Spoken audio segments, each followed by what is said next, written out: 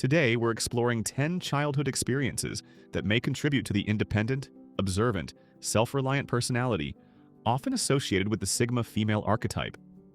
And some of these experiences may look completely ordinary from the outside, but have a profound psychological effect. She learned early that solitude could feel safe. Imagine a young girl who genuinely enjoys being alone. She reads, draws, builds things, creates imaginary worlds, thinks deeply, while other children constantly seek stimulation from groups. She can entertain herself for hours. This doesn't necessarily mean something was wrong. Some children simply have a naturally introverted temperament. But when a child discovers that solitude feels peaceful, something important can develop. She learns, I don't always need other people to feel okay. That lesson can follow her into adulthood. Later, she may become comfortable going to places alone, making decisions independently, spending weekends by herself, or simply sitting quietly with her thoughts. Other people might interpret this as isolation. For her, it may feel like freedom. The important distinction is that healthy solitude comes from choice. If she chooses to be alone because she enjoys it, that's very different from withdrawing because she expects rejection. And that distinction becomes extremely important later in life. She was encouraged to think for herself.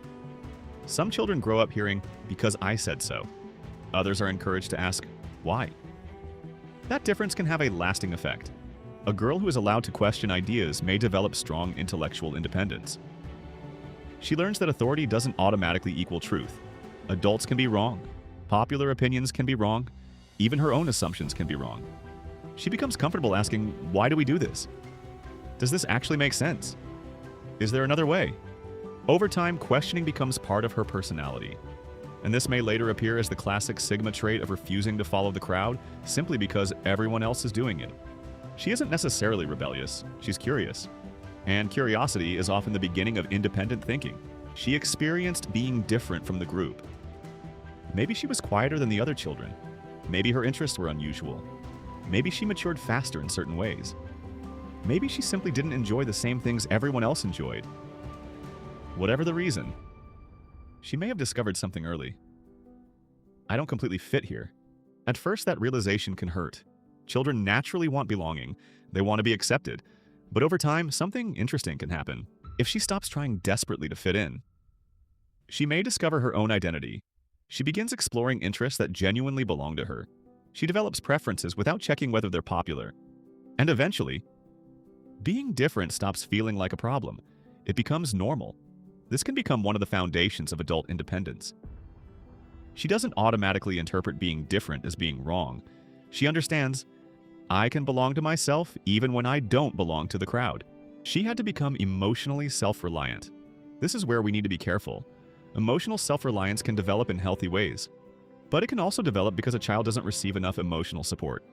For example, imagine a girl who frequently has to calm herself down. Maybe the adults around her are emotionally unavailable. Maybe her feelings aren't taken seriously. Maybe she learns that asking for help doesn't always result in comfort. She may gradually develop a coping strategy. I'll handle it myself. At first, that strategy can be protective. She becomes capable, independent, resourceful, but there can be a hidden cost. As an adult, she may struggle to ask for help even when she genuinely needs it. She may become so accustomed to carrying everything alone that depending on someone else feels uncomfortable. This is why independence isn't automatically evidence of psychological health.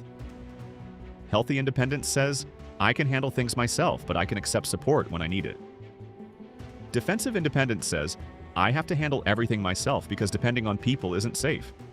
From the outside, they can look almost identical. Inside, they're completely different. Some children grow up in environments where paying attention is important. Maybe the emotional atmosphere at home changes quickly. Maybe adults communicate indirectly. Maybe conflict can appear unexpectedly. A child in that environment may begin watching carefully. Who's upset? Who's angry? What's happening? Should I speak now? Should I wait? Over time, observation can become a powerful habit. She learns to read tone, facial expressions, body language, silence, changes in behavior. As an adult, this may look like exceptional social awareness. She enters a room and immediately senses the atmosphere. She notices when someone's energy changes. She notices when two people aren't getting along. She notices when someone's words don't match their behavior. But again, this can have two sides. Observation can become social intelligence, but hypervigilance can also become exhausting. The goal isn't to constantly scan the environment for danger. Healthy awareness means noticing what is happening, without assuming everything is a threat. And learning that difference can be a major part of emotional growth. At this point, there's something important to understand. These childhood experiences don't create a sigma female in a simple cause and effect way.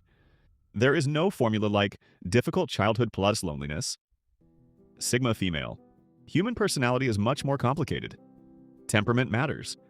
Genetics matter. Family environment matters. Culture matters. Friendships matter.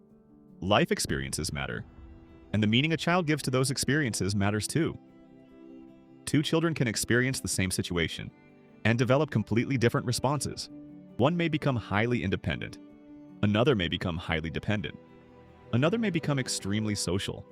Another may become cautious. So the real question isn't what childhood trauma creates a sigma female.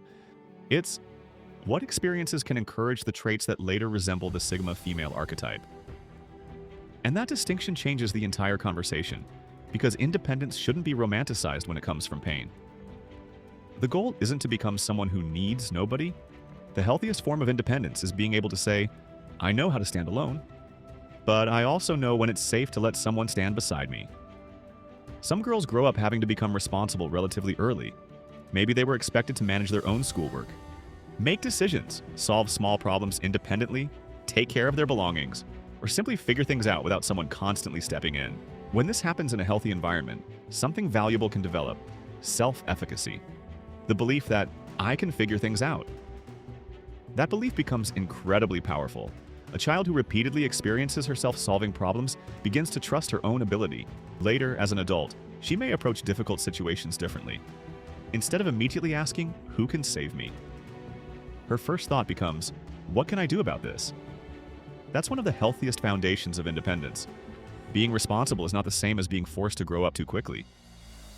Children still need support. They need safety. They need permission to be children. Healthy responsibility builds confidence.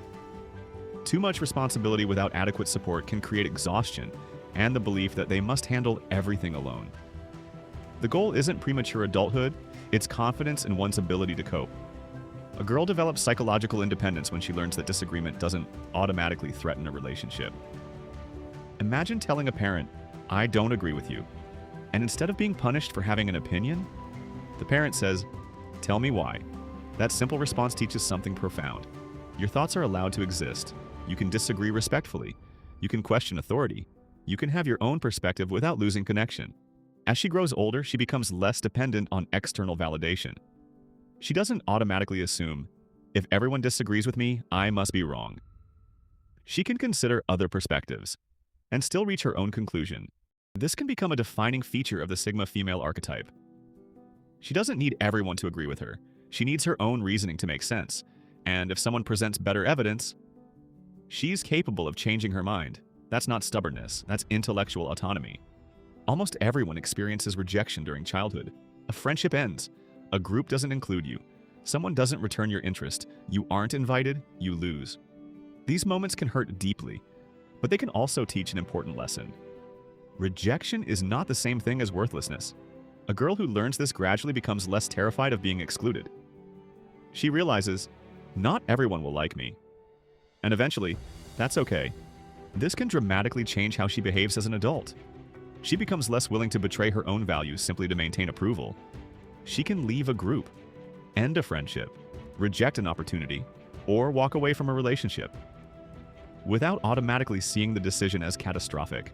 But there is another possibility. If rejection is extremely frequent or painful, a child may develop a defensive belief. I don't need anyone. That can look like confidence, but underneath it may be fear. This is why true independence isn't measured by how little you need people. It's measured by whether you can connect with people without losing yourself. One of the most powerful lessons a child can learn is, my no matters. When adults respect reasonable boundaries, children learn that their preferences and personal space have meaning. They learn to communicate discomfort. They learn that relationships don't require total access. They learn that love doesn't mean ownership. And later, they may become adults who are much more comfortable setting boundaries. They can say, I don't want that. That doesn't work for me. I need some space. I disagree. Without feeling overwhelming guilt, this can become one of the strongest traits associated with the Sigma female archetype.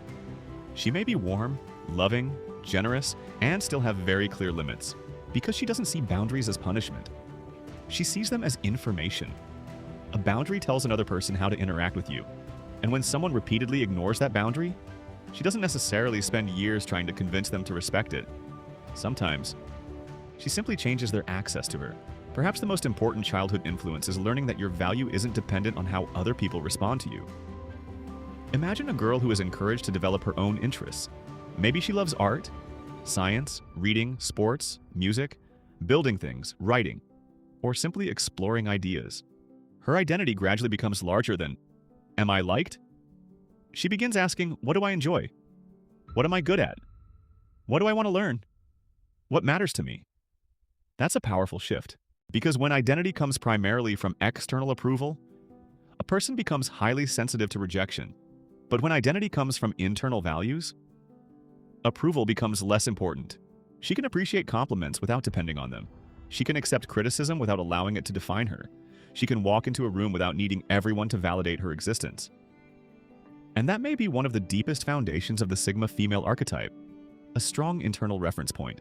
But there's something we shouldn't romanticize. The woman who appears incredibly independent may have learned independence for very different reasons. One woman may think, I can handle myself because I trust myself.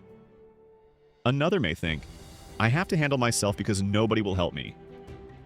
From the outside, they can look identical. Both are capable. Both are private. Both rarely ask for help. Both seem strong. But psychologically, they're completely different. The first is secure independence. The second may be defensive independence, and the goal of personal growth isn't to become someone who needs absolutely nobody. It's to reach the point where you can choose independence without being trapped by it. You can stand alone and still let someone close. You can protect your boundaries and still be vulnerable. You can trust yourself and still trust another person. That's a much healthier form of strength. When all these traits come together, something interesting happens. A woman becomes extremely comfortable with her own company. She knows how to solve problems. She has her own interests. She doesn't need constant approval. She can tolerate rejection. She understands boundaries, and she has learned to trust her judgment. Now, imagine what happens when she starts dating. She doesn't necessarily ask, does this person want me? She asks, do I actually want this person in my life? That's a completely different psychological position. She isn't desperate for access to a relationship. She's evaluating whether the relationship deserves access to her, and that can make her highly selective. Not because she's perfect, not because everyone else is beneath her, but because she's already built a life that works without the relationship. So the relationship has to bring something meaningful. Peace, connection, growth, companionship, trust, love, not simply a relationship status. So, what childhood experiences create a Sigma female? There isn't one answer, and there isn't one childhood formula. But certain experiences can encourage traits commonly associated with this archetype.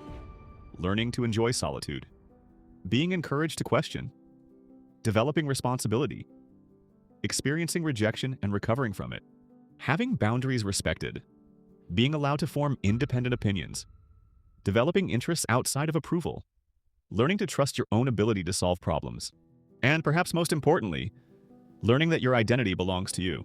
But remember, a difficult childhood doesn't automatically create a strong woman. Pain doesn't automatically produce wisdom. Sometimes pain produces wounds that need healing.